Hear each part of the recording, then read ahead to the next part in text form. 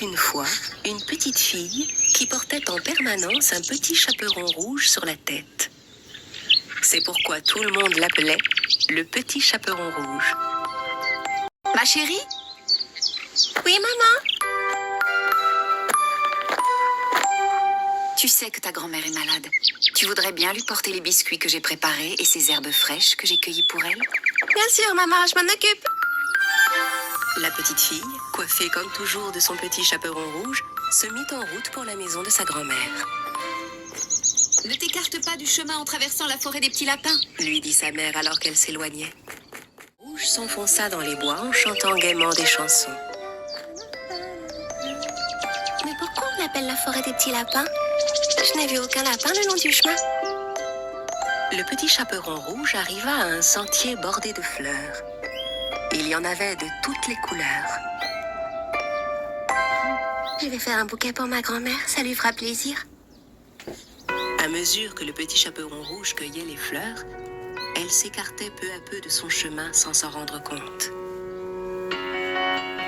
À un moment, elle entendit un bruit dans les fourrés. Soudain, un grand méchant loup s'approcha d'elle. Le petit chaperon rouge eut si peur en voyant le loup juste devant elle qu'elle en lâcha le panier qu'elle transportait. Le loup s'approcha et ramassa les biscuits qui étaient tombés par terre. Puis il tendit le panier au petit chaperon rouge. La petite fille était stupéfaite par ce geste inattendu du loup.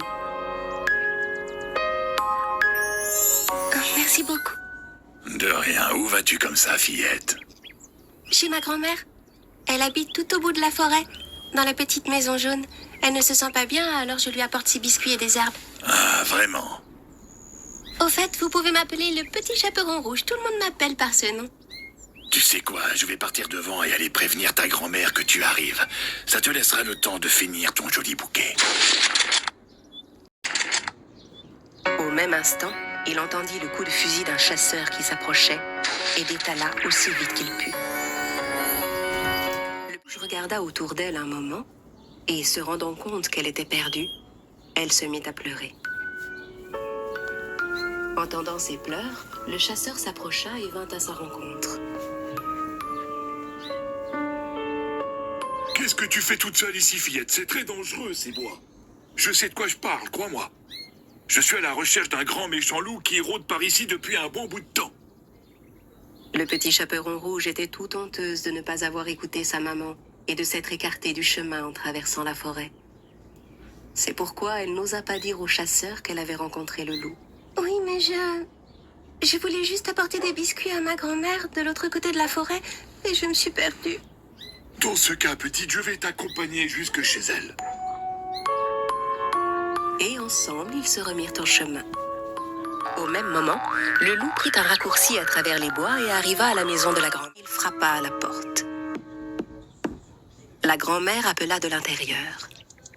Qui est là? Le loup transforma sa voix. C'est moi, grand-mère, le petit chaperon rouge. Je t'apporte des biscuits et des herbes fraîches ramassées dans les bois. La porte est ouverte, ma chérie, tu peux entrer. Le loup, qui se réjouissait déjà, poussa la porte et entra. Le petit chaperon rouge et le chasseur arrivèrent à leur tour. Maintenant, va, ma petite. Cours vite retrouver ta grand-mère à l'intérieur. Le petit chaperon rouge frappa à la porte et entendit sa grand-mère appeler de l'intérieur. Qui est là? C'est moi, grand-mère, le petit chaperon rouge.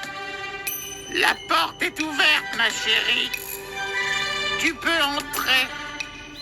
Le petit chaperon rouge hésita un petit instant. La voix qu'elle entendait lui semblait un peu différente de celle qu'elle connaissait. Puis elle se rappela que sa grand-mère était malade. Si grand-mère a une drôle de voix, c'est sûrement à cause de sa maladie. Le petit chaperon rouge poussa donc la porte et entra. Le loup était allongé dans le lit, déguisé en grand-mère. Comme il avait pris soin de tirer les rideaux, il faisait sombre dans la pièce. Avec son bonnet de nuit et ses lunettes, le petit chaperon rouge ne pouvait pas le reconnaître. Comme c'est gentil, ma chérie, de t'être donné la peine de faire tout ce chemin pour m'apporter de quoi manger. Viens par ici que je puisse te prendre dans mes bras. Allons, mon enfant. Approche-toi un peu plus près.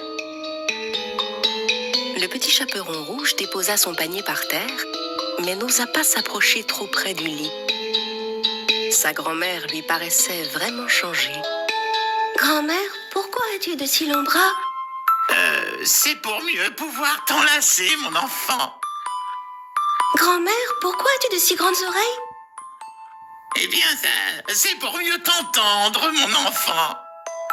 Mais grand-mère, pourquoi as-tu de si gros yeux? Mais voyons, c'est pour mieux te voir, mon enfant.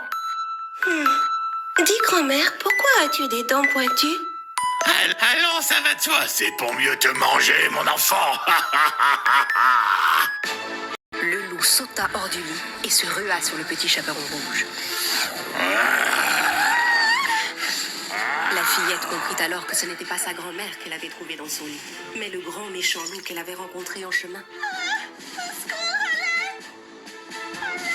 Heureusement, le chasseur entendit les cris du petit chaperon rouge.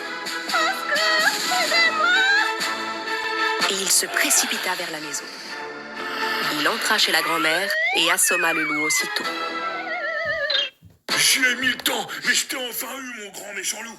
Cette fois, tu es entre mes mains. Le chasseur ouvrit le ventre de l'animal et délivra la grand-mère.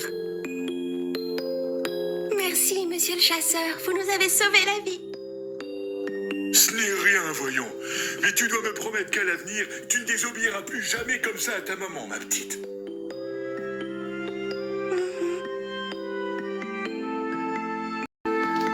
La grand-mère, affamée, dévora tous les biscuits que sa petite fille lui avait apportés. Et avec les herbes fraîches, elle se fit une bonne tisane qui la remit immédiatement sur pied. Le petit chaperon rouge promit à sa grand-mère que plus jamais elle ne se laisserait duper de cette manière par un grand méchant loup. Elle reprit la route dans l'autre sens pour rentrer chez elle, en chantonnant gaiement. Et la forêt des petits lapins redevint ce qu'elle était auparavant, pleine de joie, de fleurs et de petits lapins.